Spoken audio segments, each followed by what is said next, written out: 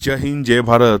आपल्या समोर हिंद केसरी गणपतराव आंधळकर यांचा ऊर्जात्मक फोटो आहे. आज ते हयात नाही आहेत, पण त्यांच्या नसण्यानं सुद्धा त्यांचा असलेला भास आज आम्हाला होतोय.